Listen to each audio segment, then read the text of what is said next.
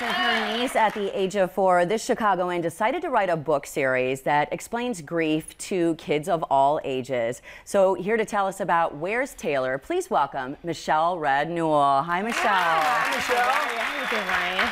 It's a tough topic. You know, dealing with loss and dealing with grief is a tough topic for anyone, but especially for kids. Tell us how this came about. It came about out of the life of my niece. She was the midwife for this concept. She was 4, and she passed away of a very rare autoimmune disease.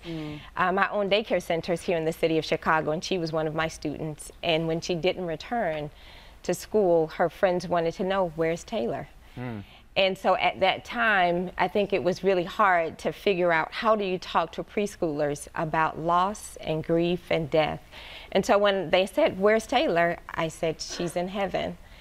And as a preschooler would do, they wanted to know if they could send her letters to heaven. Aww. And so, not thinking, allowed them to illustrate, and they wrote letters and drew pictures, and I kept them.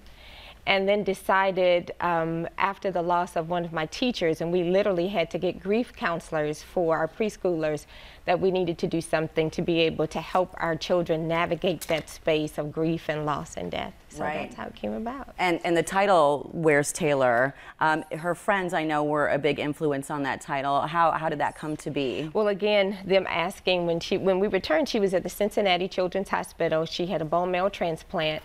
We found a donor for her, so she had 100% match. We went through Life Source, be the match.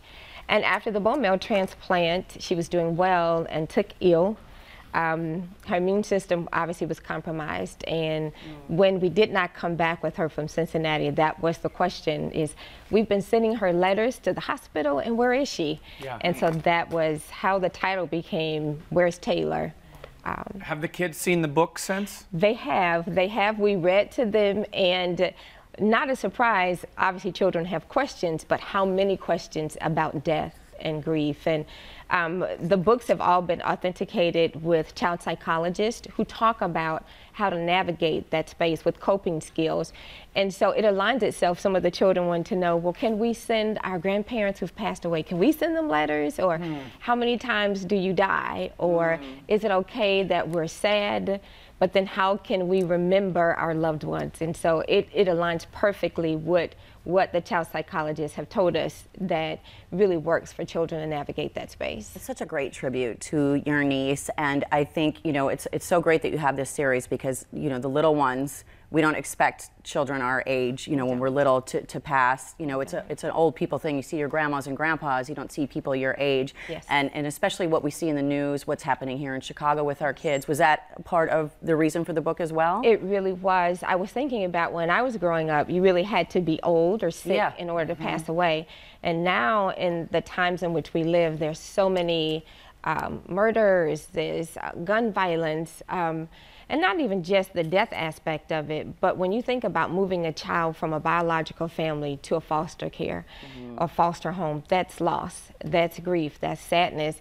And so when you look at statistics, literally over 178,000 children before the ages of 18 will suffer from some form of grief or loss or death. And so when you look at that, I really wanted to say, how can we help, again, those children to navigate that? It's hard enough for us as adults to process that, let alone with our children. Absolutely. When is the big book release party here? The big book release is November the 29th, and what we've done is created a book experience around the book topic. So we actually have child psychologists that will present in a panel discussion. It's going to be moderated by Robin Robinson. Awesome. We've got child psychologists who will be there. We've partnered with Laura Beta Hospital and Be the Match to have a family that has suffered from loss and how they've navigated that space with their children, but to really authenticate, again, that space. So we're launching the books on November the 29th. Yes, you have Where's Taylor? It's a series of books, actually. And they're for all age groups. They are. So the Beyond Taylor is for high school students, and it's kind of a journal. And then the Taylor, Where Did You Go? It's a how-to guide for parents, teachers, and caregivers to really be able to talk to children about coping skills. Great. Love it, Michelle. Thank you so much, and all the best. Thank you.